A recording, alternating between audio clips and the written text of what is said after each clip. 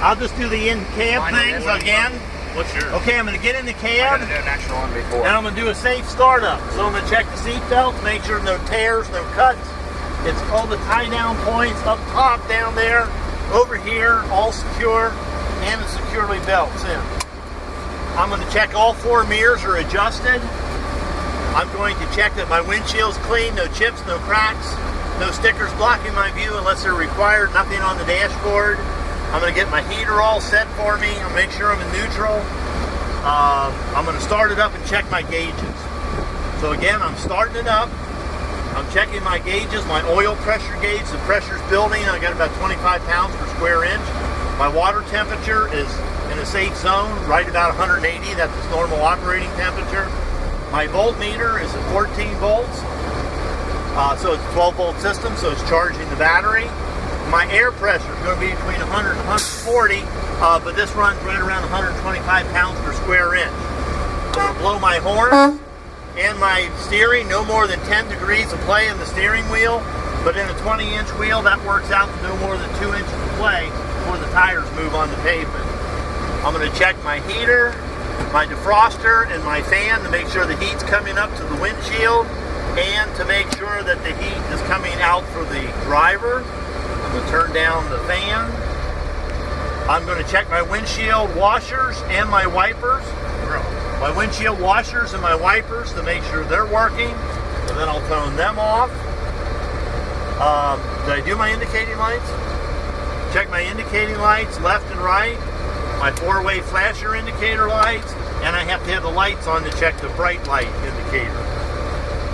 Okay, I'm going to go ahead and put it and go through all the gears. Like I said, they go into 1 and 1 to 2 and 2 to 1, just horrible. And check sure the whole gear shift mechanism is secure to the truck. I'm going to leave it in gear, and I'm going to supply air to the trailer so that I just have the parking brakes on. That's how you'll be. You won't touch the red button. So I got my parking brakes on. Watch your feet. Make sure I don't roll. And check that the parking brake is working. You won't have to do this one. I'm going to then not supply air to the trailer, take off my parking brake and see if the spring brakes are holding. Again, I can pull the trailer easily. Now I'm taking off both of those. I'm in the roll position now. Everybody free and clear? You hanging on tight? Hanging on tight. No one behind you? Nope. Okay, I'm going to hold the wheel loosely, pull forward a couple miles an hour, hit the brakes, make sure it stops and it doesn't pull to the left or to the right. I'm going to put it in neutral, put the brakes back on. Okay. In Kentucky, you can tell them all about the lights right now, or in Indiana, you can tell them. Ohio, they're going to get out at the end and do the lights. But in the other 2 states, I'm going to go through the lights. I got my headlights on, bright lights on, left turn signal, front of the truck, back of the truck, rear of the trailer, front of the truck, back of the truck, rear of the trailer, 4-way flashers, front of the truck, back of the truck, rear of the trailer, over the cab lights, all my side body marker lights on the side of the truck and the side of the trailer. I don't have any lights on the front of the trailer. I got my backup lights on the back of the truck and the back of the trailer. And I also have my backup lights on the back of the truck. And I also have my tail lights on the back of the truck and back of the trailer. And I have no spotlights. And I have no strobe. So all the lights on the outside of the truck. Okay, now I have my brake test. I got to make sure, though, that the air's all the way up. The engine's off. I hope it starts later. The key is back to on. And just you, the yellow button, and everybody else, both buttons. Okay? Except for the Indiana, we'd have to do something first. Now I'm going to make sure I don't roll. Okay, engine off, key on, buttons in. One button for you. You never touch it. Okay? I'm going to tell you what I'm going to do, then I'm going to do it, and then I'm going to give you the result. Okay, ALE. Okay, sir, I'm going to do the applied air brake test. I'm going to step on the brake with firm pressure and hold it for 1 minute. And with an air brake trailer, I'm not going to lose more than 4 pounds per square inch. If I didn't have an air brake trailer, and you would only say no more than 3 pounds per square inch. You could also, but you're not going to get a Class A license, so you don't have to say the 4 pounds. Okay, now I'm going to go ahead and do it. I'm going to step on the brake after the initial drop, which I don't count. I'm going to time it. In Ohio, you got to count the whole minute till they stop you. In the other two states, you can just say 1001, 1002, 1003. Sir, normally I'd count the whole minute. I'll speed it up for test purposes. 58, 59, 60. In the result of the test, by holding pressure for 1 minute, I didn't lose any air at all. The next test, A, B, A, L. L is the low air warning light and buzzer test.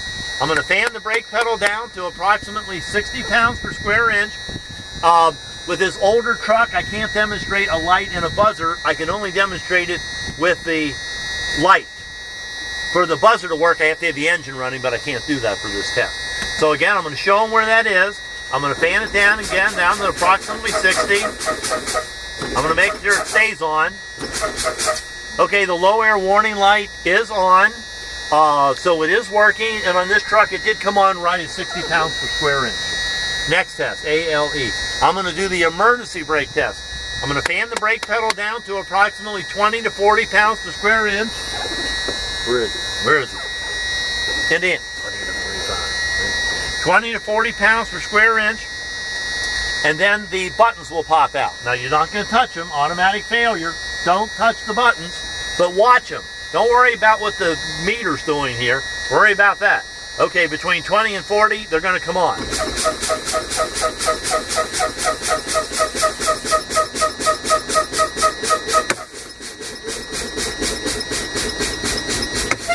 Okay, the emergency brakes did come on. Both buttons popped out.